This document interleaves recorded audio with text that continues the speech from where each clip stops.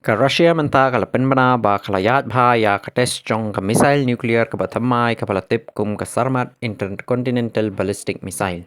Ka Russia kala pen mi ru ya ka video chong ka jing test yakani ka missile ka bala khen kum ka wei na ktiar nuclear ki baklan tam ha ka perthai menta.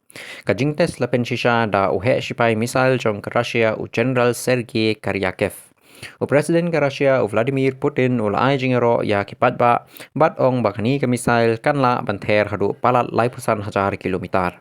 O Putin ulapen banaru ba on sabo yakani ka missile haka combat duty haka pakut jong ni usnem hadin ka jingyat bha jong paro ka jing test. Ka sarmat missile ka dei ka baklan bha ka bala bankit buntli ki nuclear warhead haka chu ka por bat ther yakitariet ki bajangai bha. Laong ba ka missile ka kia palat ars paton bat kala banher hadu arpun riu hajar kilometer shikenta.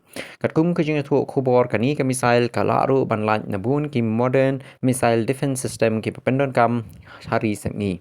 Ha kiri western ya kani ka missile la jutip kum ka Saturn 2 namar ka bor jinga patba jongka ka long ka baklan bha. Ki expert ki ong ba ka bor jong ka nuclear warhead jong kani ka missile ka khamklan hadu sausha ban ya ki babun ki tiar nuclear jong kani tu.